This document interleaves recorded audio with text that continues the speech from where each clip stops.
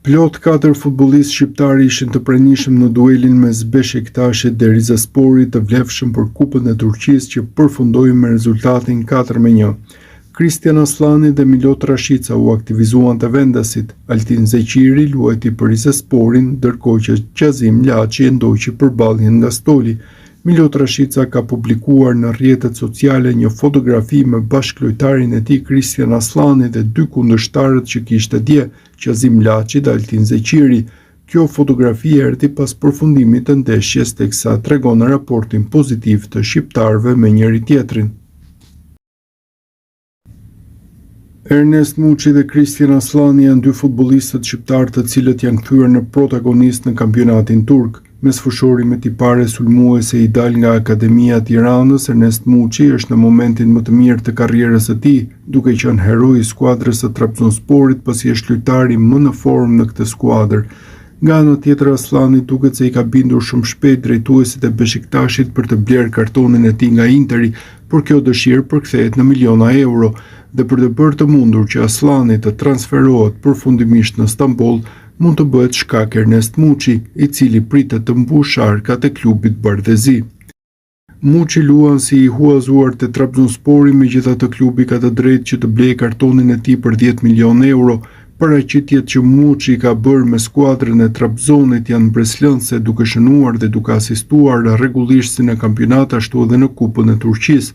Këto paraqitje kanë bindur stafin teknik, por edhe atë drejtues të Trabzonit për të blerë përfundimisht kartonin e futbollistit.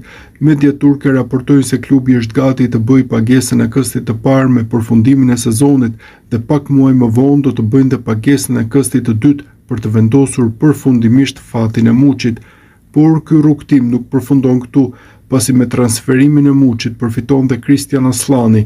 Klubi nga Stambolli duhet që të paguajë edhe 11 milionë euro të tjera për kartonin e lojtarit të kombëtares dhe nëse Trabzonspori vendos të blejë kartonin e Muçit, atëherë dhe për Beşiktaşin do të ishte shumë e lehtë për të blerë kartonin e Aslanit nga zikaltrit e Interit.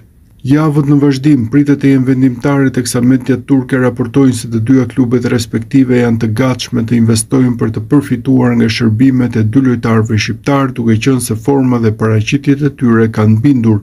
Zyrtarizimi i Muçit dhe Aslanit në klubet e reja pritet që të bëhet javët në vazhdim, por këtu ekziston dhe mundësia që të mos qëndrojnë gjatë. Për Muçin ka shumë interesime nga Europa dhe shpeshherë është raportuar se mund të ketë një transferim të mundshëm në Premier League për shifra të konsiderueshme, të cilat mendohet se arrin deri në 25 apo 30 milionë euro.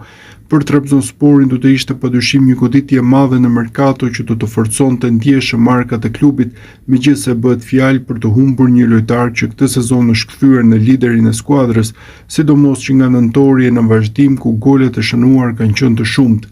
Media turke bëjnë me dije se Beşiktaşi po shqyrton mundësinë për të ulur në tryezën e negociatave me Interin me synimin për të rishikuar vlerën e klauzolës së Kristian Aslanit. Drejtuesit e klubit turk shpresojnë të arrijnë një marrëveshje më të favorshme ekonomike në mënyrë që gjatë merkatos së verës të sigurojnë përfundimisht shërbimet e mesfushorit shqiptar. Një skenar i ngjashëm është parë dhe në rastin e Ernest Muçit.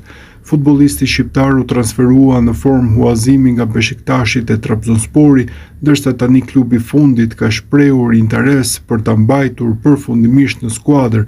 Megjithatë, drejtuesit e Trabzonsporit synojnë të negociojnë për uljen e klauzolës prej 8.5 milionë eurosh të përcaktuar në marrëveshje, duke kërkuar bisedime me Beşiktaşin për të gjetur një zgjidhje të pranueshme për të dyja palët.